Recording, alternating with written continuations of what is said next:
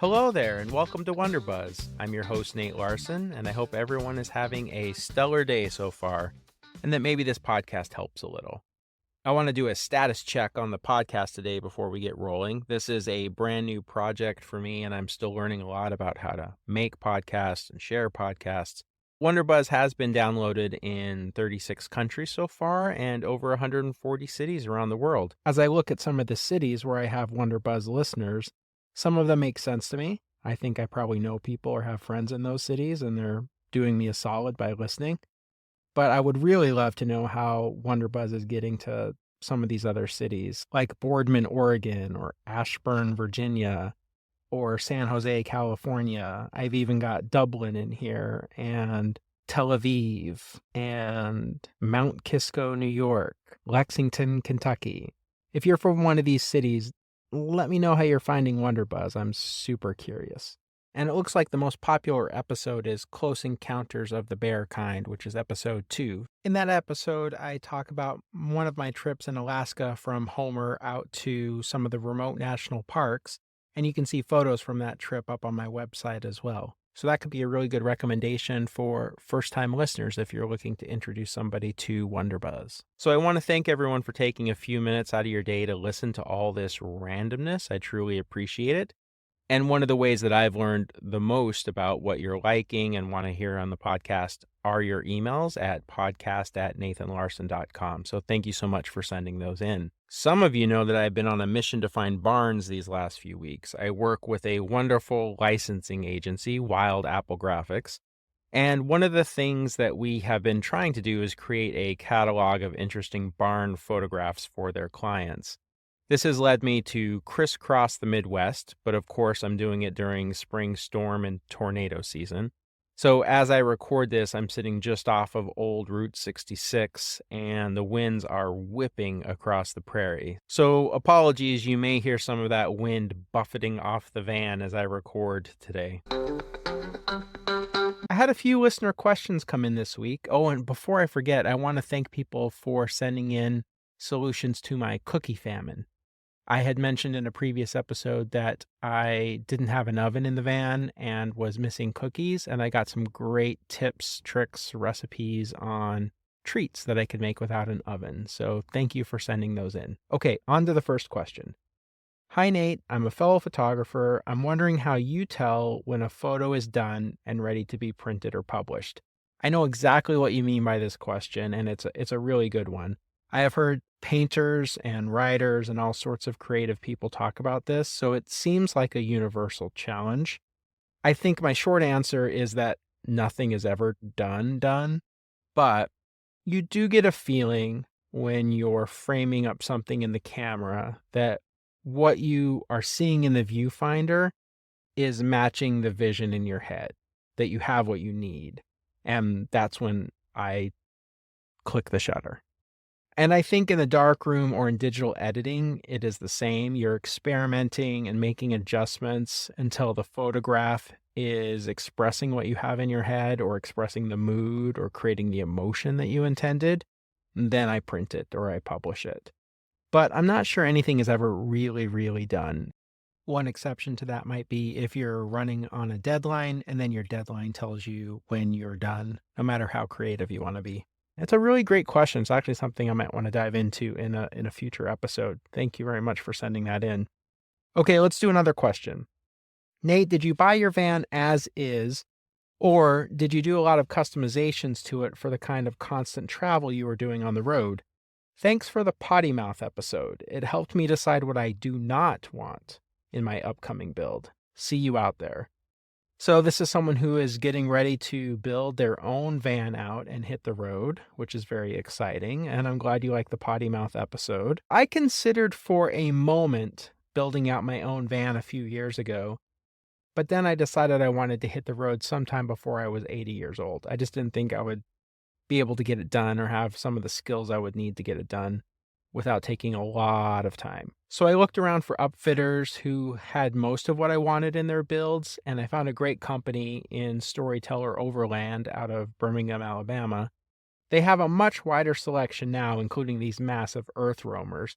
But at the time, they really had one model that was set up for off-road use and for boondocking or camping without the need for water and power hookups. So that's the model I went with from Storyteller Overland, and that is the base of what Van Halen is. I did make some changes though. I added a winch and a different bumper and lights to the front of the van to help with off-roading protection and self-recovery. And I also have added additional storage boxes to the exterior. On the interior, one of the major additions for me was installing a UV and carbon filtered water line and faucet. So I could filter drinking water directly from my main water tank. That gives me a lot more flexibility and convenience in the van from a drinking water standpoint. I hope that helps, and reach out to me with any further van questions. Let's do one more question. Hey Nate, what's one of the most off the beaten places you've been that really stuck with you? Yeah, the answer to that one's probably going to change depending on the day you ask me. I think today, if I just go with the very first thing that comes to mind, and this is because I'm really loving big landscapes right now and iconic drive. So thinking back, there are these places that are tucked away at the end of these long scenic drives that really stick with me. One of them is the Escole Ranch, which is tucked away in the remote scablands of eastern Washington, which I just really love that landscape. That ranch is not something you would stumble across by accident. It's very quiet, it's very out of the way, and has a very cool history too. The ranch began in the early 1900s, but during the Depression, the original owner lost it, and it was purchased by Marcos and John, who were two brothers who had immigrated from the Basque region of Spain. They bought the land, they raised sheep and cattle there for the next 50 years, living and working in a way that really mirrored their Basque herding traditions, but in the American West. And I think this is why this ranch came to mind, is that it's this great, beautiful drive through this amazing landscape. You end at this out of the way place that seems a bit like a time capsule. And the history was really engaging. The Basque story is one of resilience and endurance, and many of them came to the U.S. with little more than just a willingness to work and this really deep knowledge of herding. They walked behind their flocks, they lived in isolation, they had sheep herder wagons that were simple and just enough to sleep, eat, and survive in. And I think that same deep connection they had to their herds and the land in their original home certainly developed here in their own ranch in eastern Washington. And the ranch still has that legacy when you visit it, because when 50 years later, the Bureau of Land Management purchased the property, they left all the buildings in place. There's still the rock corrals. There's these sun-worn metal buildings. An interesting tidbit from that place is that there was a lot of rodents in the area, and so when the brothers redid the ranch buildings or laid foundations, they built their buildings out of sheet metal. So even the house has sheet metal, since the rodents weren't able to do damage to the sheet metal the same way they were to wood buildings. So it's just a really interesting space, and I'm leaving out one of the most incredible parts, which is there's a great hike if you camp at the base of the ranch, which is just across the river from the historic buildings I just mentioned. You can actually walk to Towel Falls, which is a seasonal waterfall that slices right through the lava rock of that area. And I've been there a couple times now, and I've never seen another person on that hike before. So the whole place just really sticks with me. You feel like you're walking through history when you walk through the old buildings, and it's got this great hike to this seasonal waterfall as well. So that would be my not short answer today for one of the places that has stuck with me as I've been traveling around. Thanks very much for the question. Okay, let's get into the episode. All of these storms have led to some dark and broody skies, and I was sitting outside the van this morning looking up at the clouds moving very quickly across the horizon. And it reminded me of one of the earliest memories I had of becoming really fascinated with the sky. When I was a young boy, my family lived in the Powder River Basin of Wyoming, ancestral hunting grounds of the Lakota. These are rolling hills, endless grasslands, and skies that are so wide they seem to stretch beyond the curve of the earth. And beneath those skies, hidden in the ground, is one of the largest coal deposits in the world. We moved to a very remote town named Wright, Wyoming, a mining community that boomed in the 1970s when Black Thunder coal mine opened. And this wasn't just any mine, it became the most productive coal mine in the entire United States. One patch of earth in Wyoming was suddenly powering homes and industries all across the country. That mine produces more coal than the entire Appalachian region combined, twice as much as West Virginia. So if Santa's passing out coal, odds are it is coming from this mine. To support the mine's growth, the Atlantic Richfield Company, or ARCO, created a kind of instant town. They rolled in trailers for schools and clinics, built out housing and a company store, and did what was needed to attract workers and their families to the middle of nowhere. Those temporary trailers turned into homes and permanent buildings over time, and my dad worked for ARCO and played a key role in recruiting and keeping employees in the area.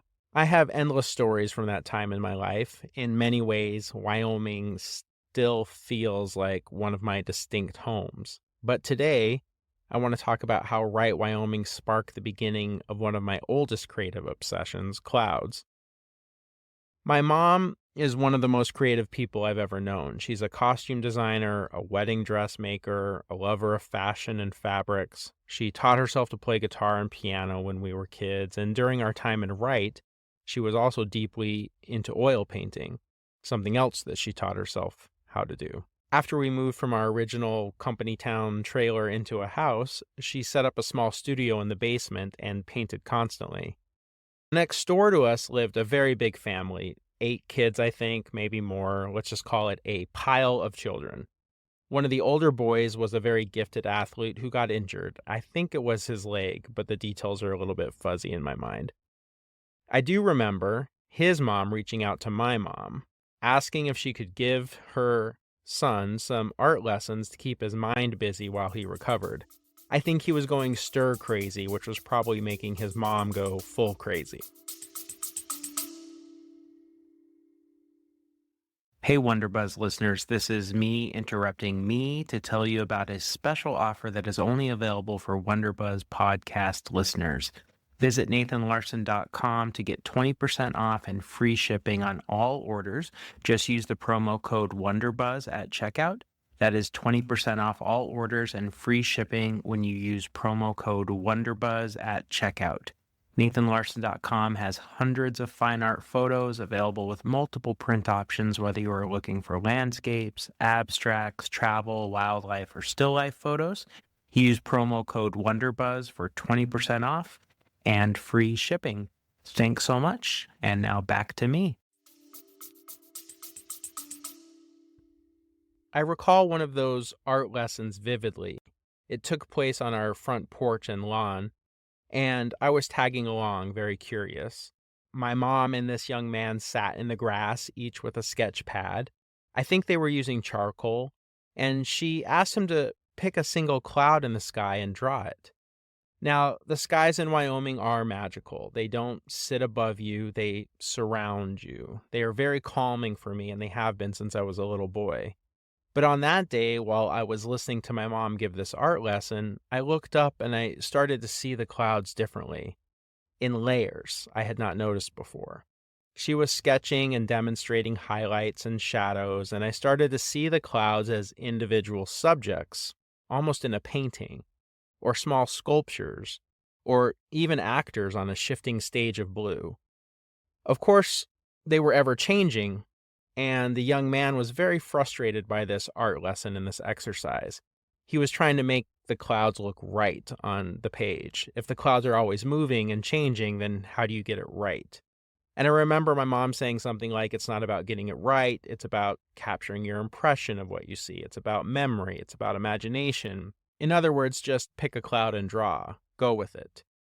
They would pick clouds, sketch rapidly, and then move on to another cloud. And after listening in on that lesson, I started drawing clouds all the time, in all kinds of different styles. And when I picked up a camera just a few years later, cloudscape photography became one of my earliest passions, to the point where some of my photography friends still call me Cloud Hunter. Looking back, that afternoon was a lesson in learning how to see and learning how to let nature unlock my imagination to even greater levels.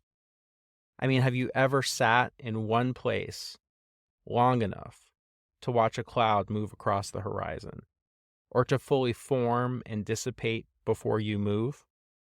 To pause in one place long enough to observe and actually see a moment in the life of a cloud? I ask myself that question a lot when I'm out in nature, especially if I'm rushing and not really paying attention. It slows me down to think, have I ever sat in one place long enough to watch a cloud move across the horizon? And I even think it to myself as kind of a mantra, no matter where I am. It centers me and it puts me in the brain space to observe first. Have you ever sat in one place long enough to watch a cloud move across the horizon? And observing is where creativity begins. Being willing and open to notice something, especially something fleeting, something imperfect, something that's always changing, and respond to it in any artful expression. Curiosity for me still begins with looking up, just like it did when I was a young boy in that coal town on the edge of the sky. This episode of Wonder Buzz is brought to you by Roadside Mystery Jerky, Deluxe Edition. Crafted in the time-honored tradition of making any meat taste like teriyaki, Roadside Mystery Jerky is the only meat-adjacent snack bold enough to offer flavors like Regret Me Soon, leathery finish, and brown dust. It's dry, it's smoky, maybe even a little vapey. It tastes like your grandpa's old coat smells. Each bag is semi-sealed, so it is easier to open, because who wants to work for their jerky? Sustainably sourced from whatever animals are close by, and slow-dried somewhere vaguely west of that truck stop that sells machetes, fireworks, and has video gambling. Roadside Mystery Jerky. Don't ask, just chew. Available exclusively at gas stations that have that one-wire basket by the bathroom key. Now back to the episode. So I mentioned earlier that I've been on a bit of a mission lately, driving through the Midwest searching for barns. And it's not just because I love old barns, though I do. It's because I do license these images for home decor companies and clients who are constantly looking for, I think, that classic Americana look for some of the projects that they're working on. And nothing, of course, says Americana like a red barn or a wooden barn standing proud in the middle of a field. But here's the thing. When you photograph something over and over, it either becomes completely stale or it takes on a life of its own. It becomes something else entirely. At first, I was just doing this assignment. Look for the barn, line it up, get the photograph, move on. But somewhere along the way, and in my case, somewhere in Missouri, I realized I was no longer looking at barns. I was more looking into them. Not literally, of course, although I have actually peeked inside a few. I don't know if I can say that. But I mean, the barn was no longer just a barn. It was a stand-in. It was a representation for understanding stillness and structure and time. Some barns, of course, are very pristine, and they're painted, and they're proud, and they're well-kept. Some are collapsing inward. Their spines are buckling. They look like almost brittle bones sometimes. And some are still in use even though they are very dilapidated. They're still full of hay, or they still have cattle in them, or they still are storing machinery. And some are clearly not long for this world. They all stand for something. They're all holding on. They've seen floods, they've seen droughts, they've seen tornadoes. They've been held up by sweat and memory and necessity.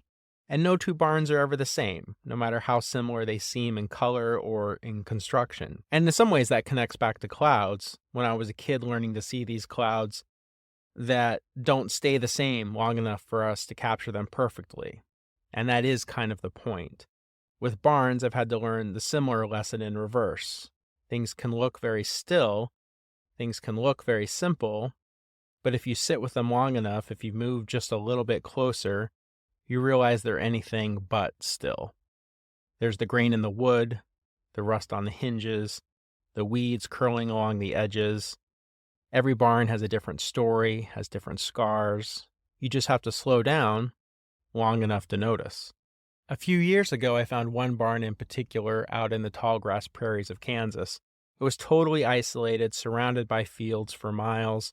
It was leaning really heavily to one side. Some of the boards had been blown off, but there was still a horseshoe nailed above the door, one of the entrance doors, and there was a weather vane that had come off at some point and was laying on the ground next to the barn. And just for a moment, under that fast-moving sky, it felt like that entire scene had been arranged. I made the photograph, and then I just sat there and watched the clouds roll over, listened to the wind rattling between the loose boards, and really thought this is where creativity lives, not in the barn or the camera, but in the act of noticing and the act of observing, the act of staying with something long enough to let it change you. I went back this year to try to find that barn again, and it's gone. The field is totally empty, and it is as if that barn never existed. There's not a trace of it left. I couldn't even find a scrap of wood, just grass, sky, and wind. I think about that barn a lot, not because I miss it, but because it reminds me that creativity starts when we stop rushing past things, when we slow down long enough to notice impermanence, even in the still things. That's what keeps me looking. That's what keeps me curious. The clouds will change, the barn will fall, the field will grow over, but the act of seeing, of really seeing, sticks with you. And maybe that's all art ever is, a way of saying, I saw this once, and it mattered. Well, that is today's episode of Wonder Buzz. A lot of contemplation today. Apologies. Maybe next time we can go back to van toilets. If you want to see my photography, including photographs of barns and clouds, head over to nathanlarson.com. If you check out my blog there, you will also find a poem series that I'm working on this year. One of the poems I wrote just last week, sitting out in front of a one-room schoolhouse in Kansas. It's called Where Heaven Meets Tall Grass, and that's definitely one you can look up on my blog. Another one that I get a lot of comments on or people have reached out to me about is Pugnacious. So go in, browse, check them out. Let me know what you think. If you would rather have that weird sensation that something is not quite right in the world and you are just drifting into nothingness, then head on over to Instagram, where you can find me at Nathan Larson Photo. Of course, I would love to hear from you, so email questions and comments to podcast@nathanlarson.com. And please rate and review this podcast. It is really the best way to help people find it. Check out the show notes for a link to support the making of the podcast. Every little bit helps. Keep exploring, stay curious, and I'll see you next time on Wonder Buzz.